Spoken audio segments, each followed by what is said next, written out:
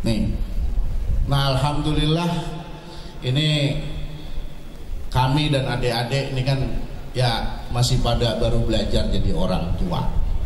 Ibu-ibu udah pengalaman kan. Ibu-ibu kan udah pada ngawinin, udah punya mantu, punya cucu, ya lebih pengalaman kan. Nah, kita mah kan masih pada muda itu. Ibu Arat, lagi lucu-lucunya kita ini. Lah kita mabuk nih, baru nih Adinda nih ya, Faiz Pamdu sama istrinya baru ngakekah aja. Baru anak yang kedua, dua-duanya laki. Ini kan anak belum pada gede ya. Ini perjalanan masih pada panjang. Gitu, dibanding ibu-ibu mah.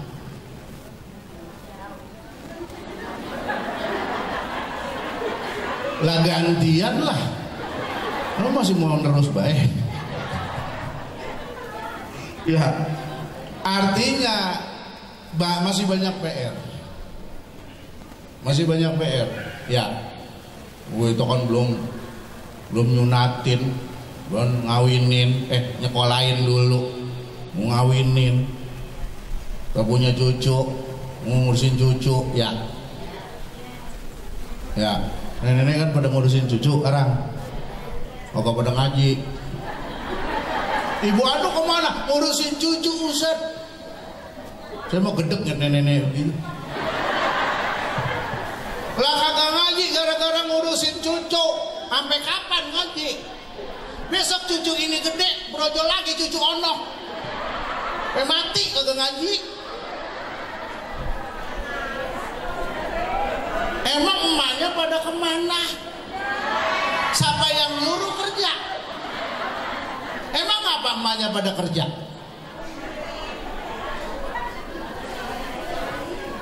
Ada kok nyari mantu yang kaya. Ya ini itu penyakit itu Bu. Emaknya pada kerja. Berarti kan kira-kira berarti duitnya belum cukup ya dari lakinya, begitu ya. Padahal Bu, kalau nalar saya, kalau bini kerja, emang bantuin ekonomi keluarga. Saya tanya, ibu kerja punya gaji, boleh nggak dipakai sama laki? Terus bantuin kemana? Mana bantuinnya?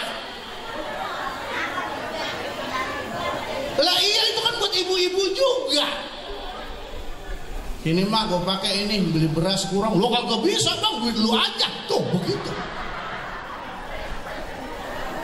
Lah mana bantuinnya?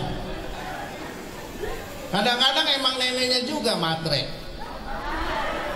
Mak, saya mau nyari pembantu nih buat ngurusin bocah yang sebulan gopek. Wah daripada buat orang lu kasih emak tuh. Ya timbang digaji gopek kagak ngaji. Saya udah pernah ngingetin Bu, itu memang salah satu ciri tanda kiamat. Kata Nabi, salah satu ciri kiamat adalah budak melahirkan tuan. Ibu dulu ngelahirin anak ibu rawat, ibu didik, ibu sekolahin, ibu nikahin, udah punya anak ibu dibudakin ngurusin anak. Ayo. Jadi nenek-nenek yang ngurusin anak, ngurusin cucu berarti mempercepat kiamat. Lagi Bu kagak bener, cucu diurusin, anak diurusin sama neneknya kagak bener. Ibu kalau sama anak galak ya, sama cucu kagak, manjain. Udah diomongin sama para ahli, cara paling gampang menghancurkan masa depan anak adalah manjain anak. Hancur masa depannya. Ayo.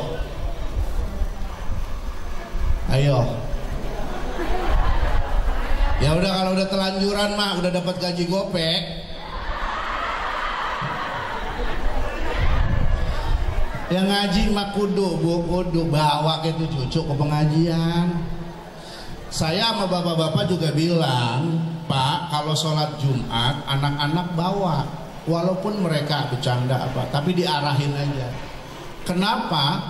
Salah satunya Bu, kalau misalnya khotib lagi baca doa, itu kan bocah aminnya suka bercanda ya. Ngomong filil muslimin wal muslimat, wamin. Begitu bocah mah ya. Saya bilang, Pak, mungkin aminnya anak bapak yang diterima sama Allah. Kenapa? Belum punya dosa. Kita biar katanya nangis keluar air mata, belum tentu diterima. Dosa banyak, utang banyak. Ajak, saya bilang, ajak ke masjid, yang penting diarahin. Sama ibu juga sama ke pengajian, cucu ajak, minimal ngelatih dia, seolah-olah ngomong nih, neng tong nih nenek begini kerjaan ngaji. Dia gua akan mikir, iya nenek gua ngaji, nenek gua demen ngaji. Lama nggak ngaji ditanya sama nenek ngapa nek nggak ngaji, gua udah keluar arisan. Giliran belum keluar arisan rajin ngajinya, giliran udah keluar awah, duit lagi. Nih makanya doain Bu, kita ini kan baru Adinda Faiz Mamdu dan Lita Almira ini baru punya anak yang kedua, baru lahiran. Tentunya memang tradisi di kita dan tradisi insya Allah ya di Indonesia sesuai dengan anjuran Rasul. Ini kita disuruh akikah. Sebenarnya akikah itu yang paling utama hari ke-7, kalau enggak hari ke-14, kalau enggak hari ke-21. Enggak apa-apa tapinya. Karena hukum akikah menurut 4 mazhab, 3 mazhab mengatakan hampir wajib. Imam Malik, Imam Syafi'i, Imam Hambali mengatakan hampir wajib, sedangkan Imam Hanafi mengatakan mubah saja. Ya, jadi memang posisinya walaupun sunnah tapi hampir wajib. Bahkan kata Nabi, kalau kita masih belum punya rezeki, utang buat akikah. Begitu pentingnya, karena sangat penting. Tapi ngutang yang kira-kira sanggup bayar ya. Nih, betapa pentingnya ini. Kenapa? Ini memang diajarkan oleh Rasulullah, oleh Allah. Salah satunya dikatakan oleh di kitabnya Tarbiyatul Aulad fil Islam, Syekh Abdullah Nasih Ulwan. Beliau banyak cerita di sini. Kenapa? Pertama Bu, kalau kita dikaruniai seorang anak, maka sunnah-sunnah yang pertama yang harus kita laksanakan adalah pertama, memberitahu kepada orang-orang kita baru dikasih anak. Ini dulu melestarikan dan mengikuti ajaran yang Allah ajarkan kepada Nabi Allah Zakaria alaihissalam. Ketika Allah katakan fanadatul malaikah wa huwa qaimun yusalli fil mihrab annallaha yubashshiruka bi Yahya. Apa kata Allah? Saat itu malaikat Jibril berseru kepada Nabi Allah Zakaria alaihissalam, hai Zakaria, Allah akan memberimu seorang anak namanya Yahya. Waktu itu Nabi Zakaria aneh dan heran karena usia beliau waktu itu sudah sepuh, sudah di atas 80-an. Istrinya juga begitu. Kata Nabi Zakaria, kalau bahasa orang kali abang, ilok saya udah tua Jibril, istri saya pun udah tua. Udah apa kalau orang kagak men? Sobat menopause baki. Orang mana menopause? Udah kagak men tuh ya orang jangan pakai L.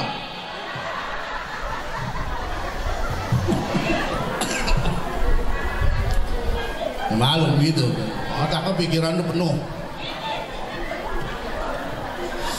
ya, mentang-mentang mendung. Atas dasar inilah kita dianjurkan oleh Rasulullah untuk memberitahukan orang lain kalau kita habis dikasih anak.